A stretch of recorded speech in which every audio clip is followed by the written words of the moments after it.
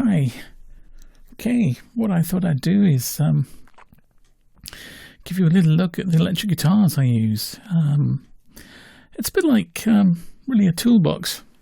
Every guitar has its use, and the two electric guitars I'm going to show you have completely opposite uses. And so let's have a quick look at them. I'll bring the camera in again and you can see them up close. Okay, back in a minute. Hi and welcome back. Okay, now this is my Fender guitar. This is the guitar I will reach for when I'm looking to play more melodically, more soulful, when the composition in the track is asking for something more melodic and tuneful, melodic, soulful, that kind of thing. And I don't use any effects on this guitar. No distortion, no overdrive for guitarists who are listening. Just a bit of EQ and a bit of reverb, just to give it space and tone. And again, I'm playing with just my finger, no plectrums. And I tend to play in the lower registers down here. None of this sort of... I'm not playing high. I'm not trying to be a screaming guitarist up here. Rock orientated. I'm trying to be much more. I suppose it's a little bit like playing approaching the guitar like a cello in a way that I'm playing down here with a lot of vibrato. I'm not just going. I'm going.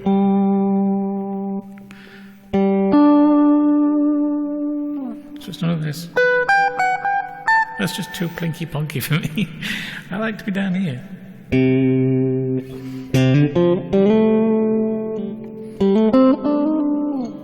A lot of sliding up to notes as well, so I go. Because I'm playing to the reverb, I'm going. I'll let the reverb just hold that sustain. So it's,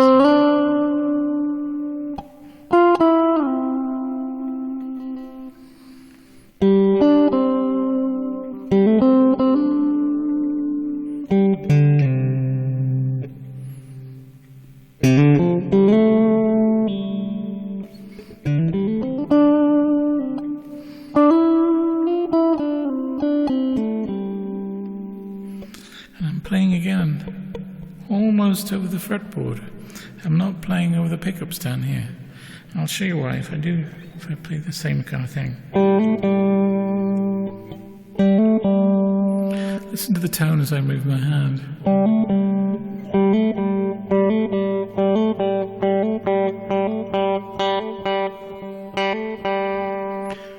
So I don't like to play down here.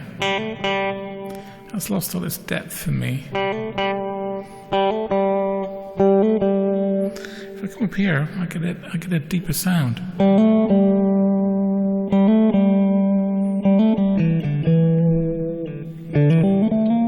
Oops. This is because I'm not looking at what I'm doing. I'm looking at the camera lens.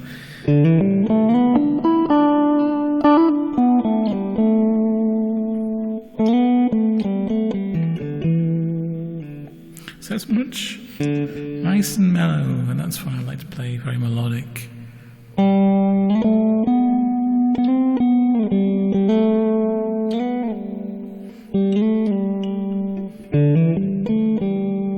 So lots of vibrato, lots of sliding to notes, and playing to that reverb so it holds the sustain.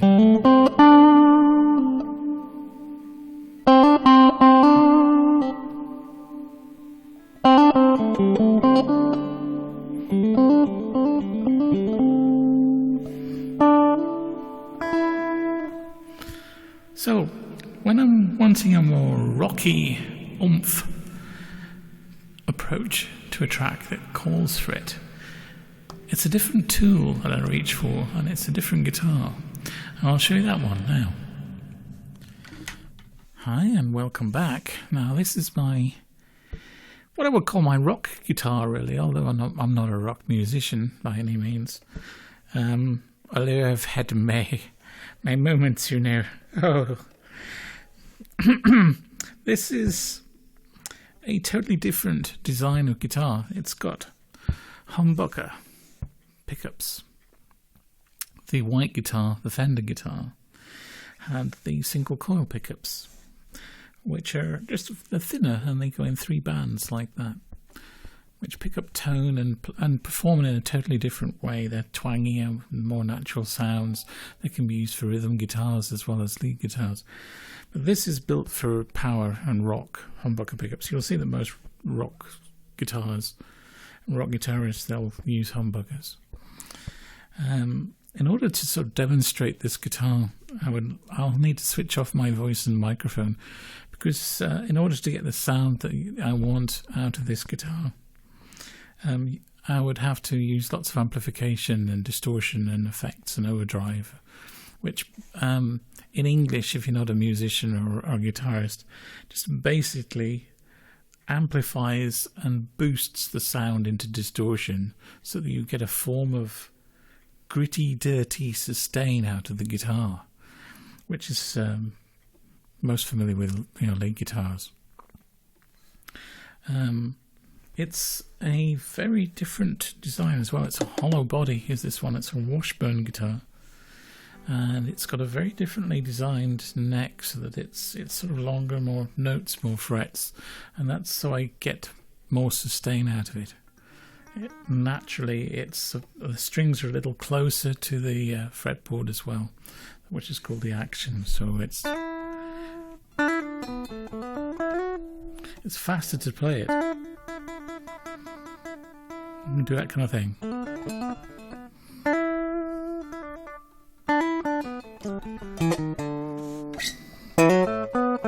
And the sound you're hearing there is just its own body and the microphone picking it up because it's semi-acoustic.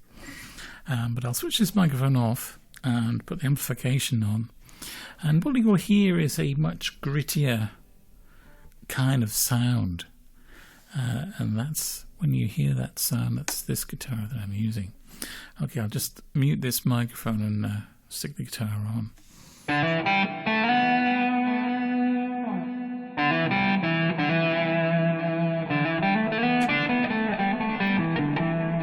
Okay, well, I hope that gave a little bit of insight into my approach to electric guitars and the film before that into acoustic guitars, Spanish guitars and the mandolin.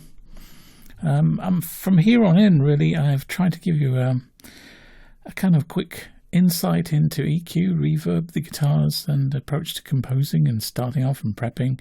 But from here on in, really, it's about the actual arranging and recording and mixing. The first track is getting towards completion, so the next video will be literally jumping into the deep end. And the idea was, when we do jump into the deep end, you have a better idea of what I'm doing and why, because I'll be working at such speed and letting you see, letting you be a fly on the wall, that I won't really have the time to describe or explain why necessarily. So this is my idea and my approach to giving you a bit of a kind of quick education as to what I'm doing and why, and just the basics. Why has he reached that guitar? Why is he using that? When he mentions EQ, what does he mean? When he mentions reverb, what does he mean? I'll explain what I can when I can, but if I'm just working and showing you just recording and listening to music, then you'll hopefully have a better idea of what and why. And if not, does it matter? It should be just entertaining anyway. Okay, until the next time, which will be pretty soon, because I need to catch you up with the first track that's happening. My problem here is trying to show you what's going on without showing you too much. Because if I play the album to death whilst it's being created, by the time it's finished, you'll be sick to death of it. As I get. Because once I've played it 5,000 times, I've had enough of it. So we'll move on and we'll progress. And I won't play you too much, but I'll play you enough to keep you just curious, I think. And so that you can see the process without hearing the album too much. I think that's what I'm trying to say. All things in balance, so that I don't give the game away. So that the album's interesting and still becomes a revelation and an experience at the end. So that you just don't hear too much of what's going to come around the corner. And it won't spoil the album for you. I think that's what I'm trying to say as well. If you see these sort of making of the movies, they can destroy the movie, so I'm trying not to do that. It's this delicate juggling act. Okay, until next time, see you.